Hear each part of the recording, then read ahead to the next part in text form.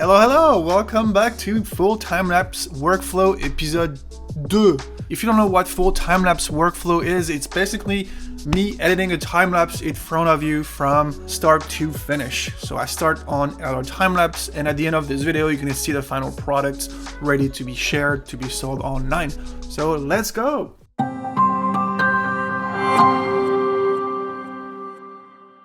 And this video is sponsored by SKILLSHare, and the first 1,000 people to click on the link in the description below can receive a free trial of SKILLSHare. So check it out. Today we're going to be editing a motion control time-lapse, day to night time-lapse. Motion control day to night time-lapse. So it's going to take some time. I have my coffee right here. Just grab a coffee, grab a beer or whatever, depending what time it is, or I'm not going to judge you. We're going to have a good time together. Let's go. So this is the time lapse on LRTIMELAPSE. I shot it. When did I shoot it? February 12th. So it's been like 12 days, almost 2 weeks. I didn't work on it because I wanted to do it for full time lapse workflow when I had time. It looks really good. I don't think we have blurry frames. I was doing the exposure ramping manually. Yes. As soon as the camera was taking the picture, I was being very delicate, changing the shutter speed. I don't think I changed the ISO. Yeah, I didn't change the ISO, and I didn't even change the aperture. Wow. So see, I changed only the shutter speed on that one. That's pretty interesting. I usually don't do it, but I think I did it because changing the shutter speed on my camera is super simple. I just poof, one, and that's it. So yeah. All right, let's do the keyframes. Our time lapse is giving me 13 keyframes. That sounds good. I'm gonna do the Holy Grail Wizard. Feel like it's not going to be an issue here. Okay, save, and we're gonna go to the color correction in Lightroom. Let's do this, you guys. I'm excited. Like I wanted to edit this one because it's like looks so cool, but I also wanted to show you how I do it for a motion control time lapse. Here's a picture of the behind the scenes. By the way, I actually didn't use any tripods for the only reason that I had 2 tripods, but I always forget that I need an extra ball head for the slider, and which I did not have. So what I did is I just didn't use any tripods at all and used the second camera for actually I don't think I shot another time lapse. I think I just shot this one. I really focused on this one. I shot so many times from that location that I needed to find something very different. And I'm pretty excited to actually how it turned out. I'm gonna go kind of quick with the color correction because it's not always the most exciting part, and it's kind of the same thing over and over. Let's see if we have dust spots. I don't think I have any. I've been cleaning my thing a lot lately, so might be one right there. We'll see later when we have more contrast. Since there's no clouds, this should be pretty good. Well, my computer is going crazy right now. Alright, so first thing first, I was like landscape. Nice. Let's do some, nope, that's not what I want to do, but definitely highlights to get more details in the sky. A little bit more shadows, whites, blacks. Looks really nice right now. Let's do auto to see what it's giving me.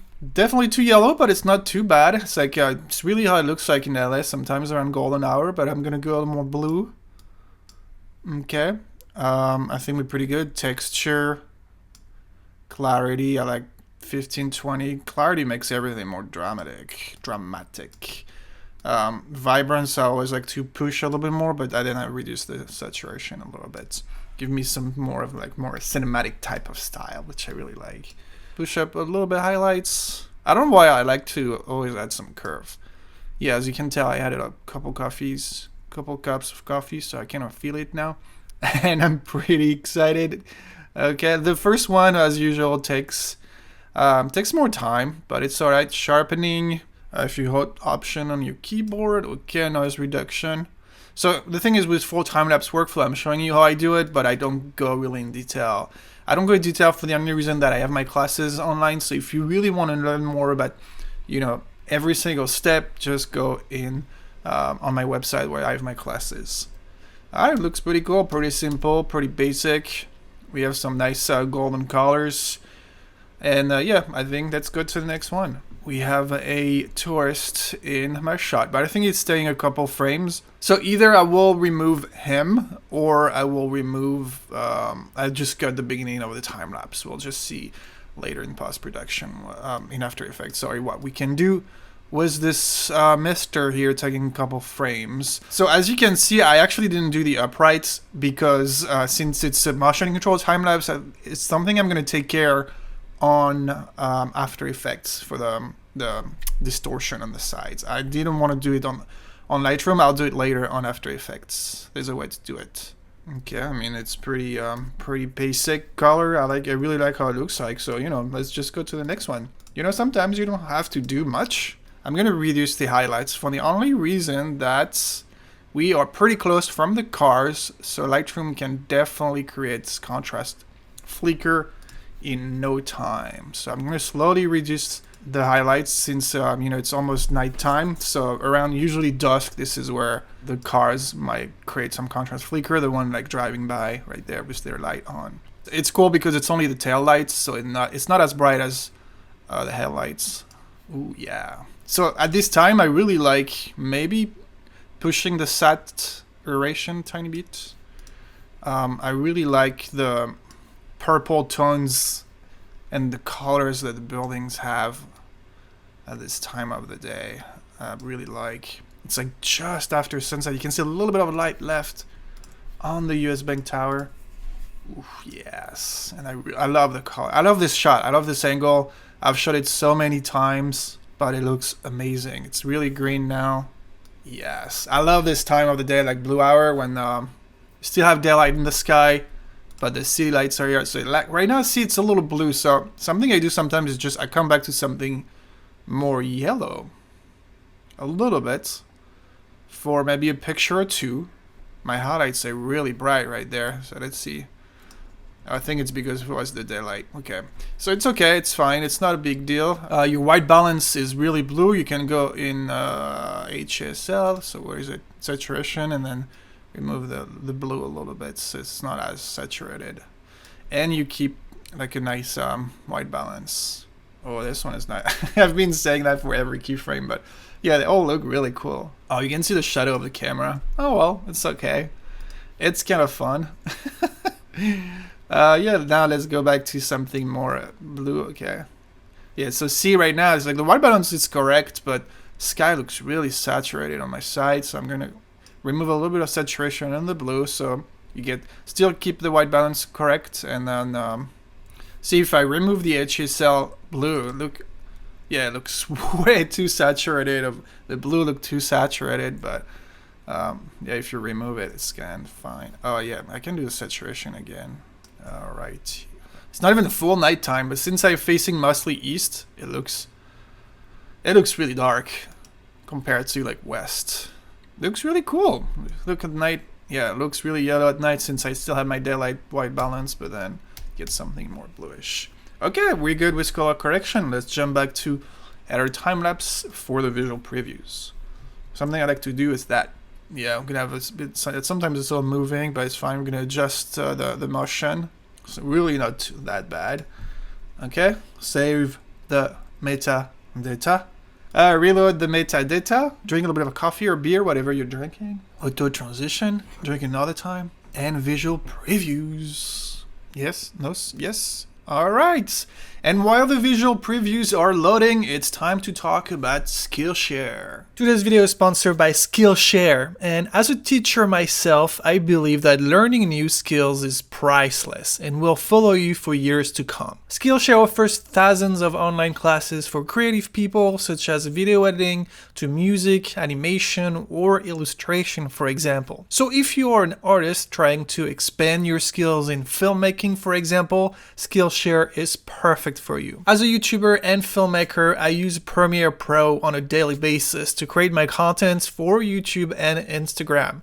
This is my favorite editing software. If you want to learn Premiere Pro, SKILLSHare offers a great class called Video Editing with Adobe Premiere Pro by Jordi van de Put. It will go over all the essentials such as video transitions, text and graphics, speed ramping, or export settings, for example. If you're having issues finding your own creative style, SKILLSHare also has a class for this. I highly recommend watching Find Your Style by Andy J. Pizza that will help you discover your own creativity. And SKILLSHare is offering a free trial of the premium membership to the first 1,000 people who click on the link in the description below. And even after the free trial, for less than $10 a month, yes, only $10 a month, you get access to all the classes on SKILLSHare. It's amazing, right? Check the link in the description below, and let's go back to our motion control time lapse. So to go a little quicker in this video, I did also the visual deflicker. I'm going to explain to you what I did, and the video is actually already exporting. So I don't think I'm going to be able to play it really nice because I have After Effects, Media Encoder, the screen recording, LRTIMELAPSE running all together. And even if I have a good computer, it's a little slow. Actually doing pretty well right now. It's doing pretty good. So yeah, I did select a reference area in my sky. So at night, the lights at the bottom, the cars are not going to affect the deflicker. I selected a natural, area, so you can see right there the reference area for the deflicker, and you can see it did an amazing job. At night, it was like, yeah, all the cars passing by are creating like tons of flicker. Yeah, for this little guy here, kind of messing up my time lapse at the beginning. I think right there, I might just crop it. It's what, 70 frames? It's like 2 seconds of time lapse. I'll see on After Effects when it's exported, but yeah, the time lapse looks really smooth now. And on After Effects, what I did differently than the previous full time lapse workflow is I am actually exporting full size. I'm not cropping to the 16:9 right away, for the only reason that it's a motion control time lapse, and I need to do some upright to kind of at least reduce the distortion on the side. So it's better if you work directly on the 3:2, the original size of your image, instead of the cropping right away. So this is what I'm actually going to do. It's trying to launch. There you go, perfect. It's exporting now. So it's 1 p.m. I'm gonna get a sandwich and do a lunch break, and I will see you after for the cleaning on After Effects. Pretty excited about this one. Let's go. Okay, this is done. The video is exported. It's almost 5 p.m. Yeah, the time-lapse media encoder actually failed after 24 seconds of the video, so it's like 3 hours of exporting. But it did save the time-lapse. As you can see here, I have first 24 seconds, and the time-lapse is 20 seconds long. So what I did is I actually went back to After Effects and changed the work zone. How do you call this? The work area to 23 and between 23 and 26 seconds. So I exported a second video that is only like the last 3 seconds. So I have 2 clips because I didn't want to re-export the entire time lapse, knowing that the first 24 seconds are working fine. So I ended up with 2 time lapses, and then when I go to my cleaning projects, right there, we can save it. When I go to my cleaning projects, I actually merged the 2 together using just the reference in the image. So you see the last frame of the first video was this plane passing right behind the US Bank Tower. So I found the next frame of the second clip, and then boom, see, it's like flawless now. So then I created another composition where I applied just a 5% warp stabilizer with subspace warp, just to kind of smooth things out. I always usually do this with my motion control.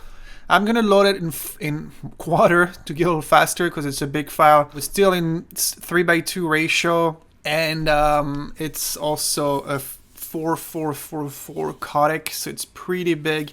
I actually downgraded here to 8-bit per channel for the color depth, so it's a little faster, but when we're ready to export, I will re-export in 16 bits. I need to figure out 2 things. The guy in my time-lapse at the beginning, and if it's worth fixing the distortion or not, the lens distortion. I'll see. It's not that bad. If you look at the building on the left, it is obviously a little distorted. We have some contrast flicker, so definitely going to use flicker free on this. Looks really good. I mean, there is a few things to fix, but it's really not that bad. Really like this shot. A little bit of contrast flicker. We can probably remove the planes. We have no blurry image. So you can see the time lapse is kind of moving a little bit. It's not visible when you play at real speed, but it's like kind of going back and forth. It's a kind of see if I go there.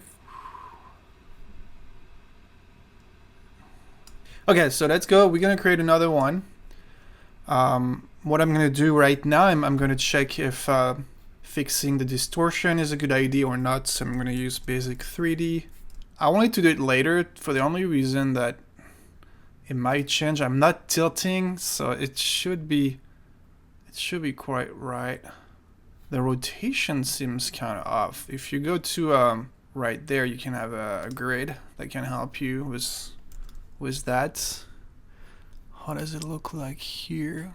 I'm trying to see that for that building. Yeah, that building is definitely not straight.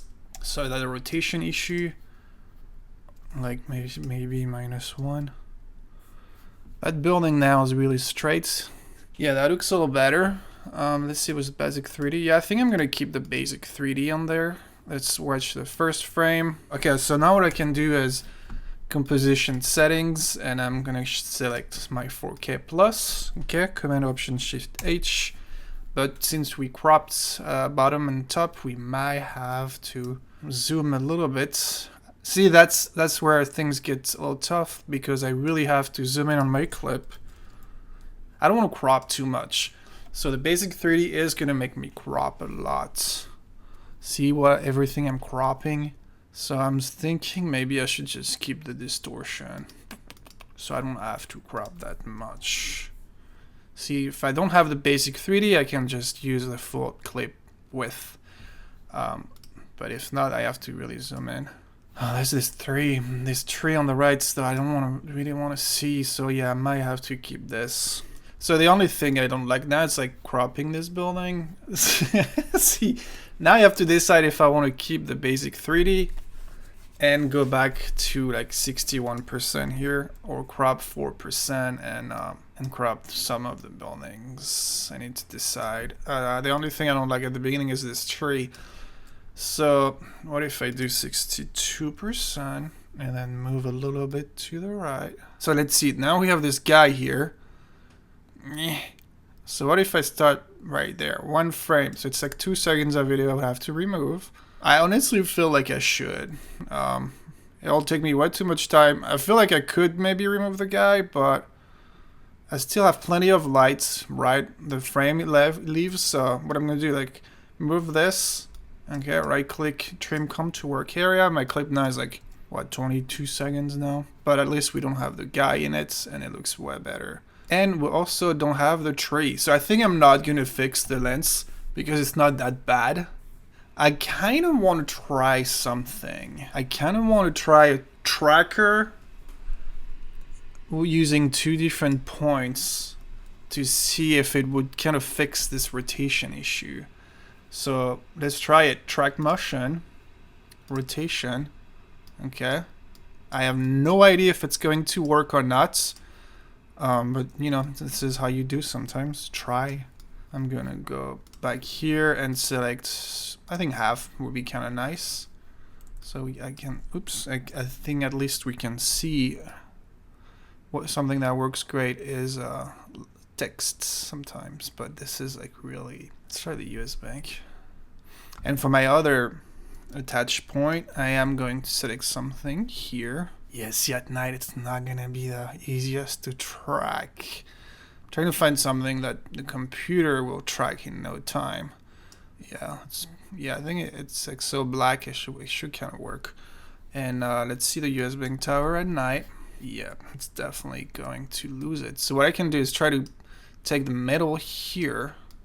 Oops. And then try to take a bigger area. Oh shit, I have to go back to the first image.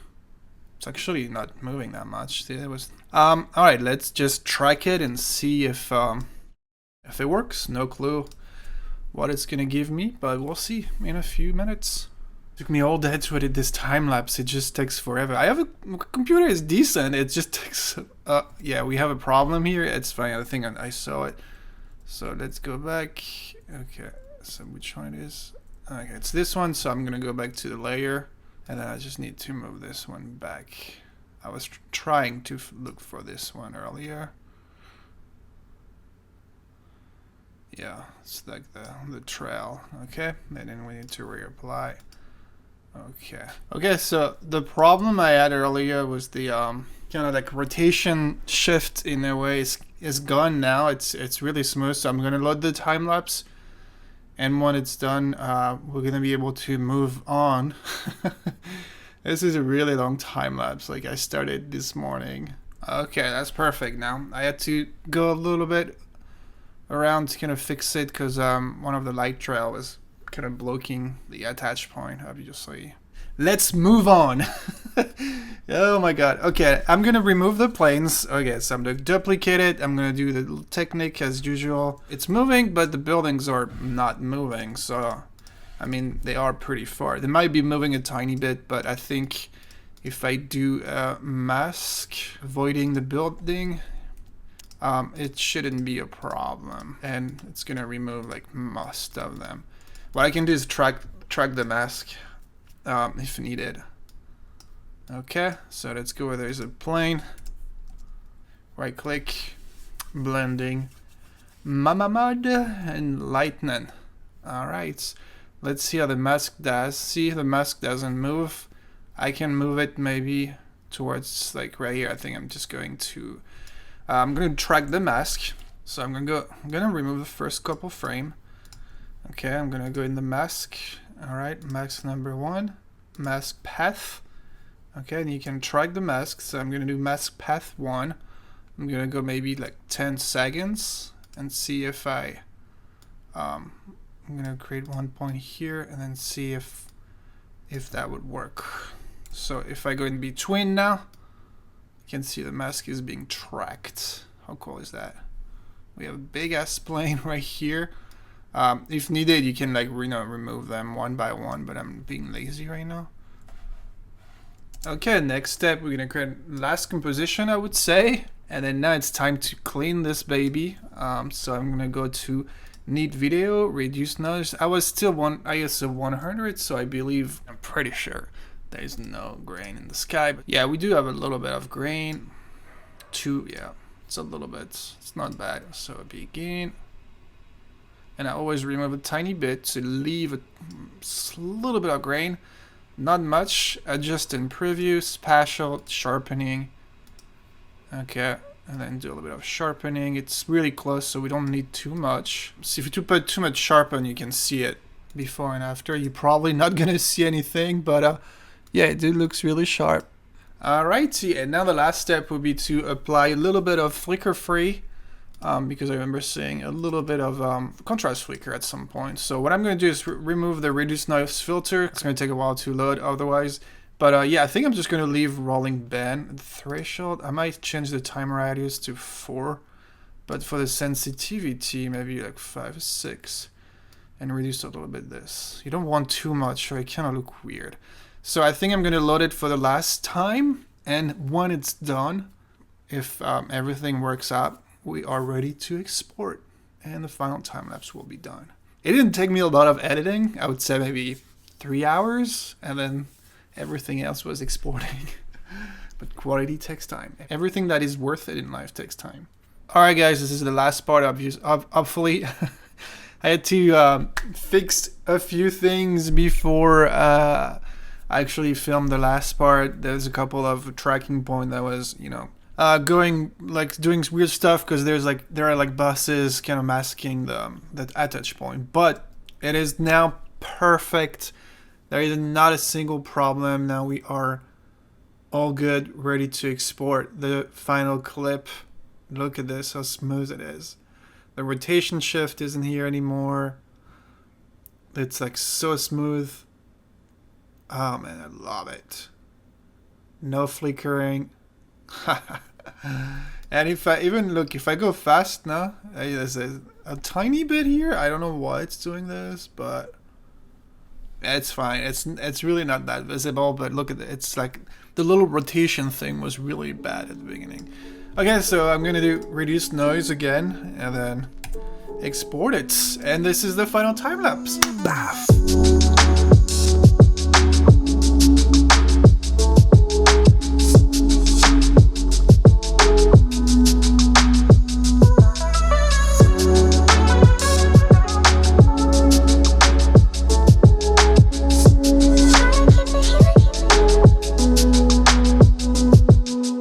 guys, thank you so much for watching this full time-lapse workflow episode 2. It was really a pleasure. It was really exhausting to shoot that one because, you know, teaching and doing what I have to do on the computer takes a lot of time. But it started 12? It took 6 hours, including rendering and exporting, so it's not too bad for day-to-night motion control. They obviously take more time to create, and if you want to know more about time-lapse and hyperlapse and day-to-night time-lapses, check my online classes on my website. There's a link in the description below. If you purchase my online classes, it really helps me keep doing those, you know, free YouTube videos as well, because it takes me so much time. But that's it, and don't forget to subscribe, and I will see you very soon, probably next Friday then. Bye bye.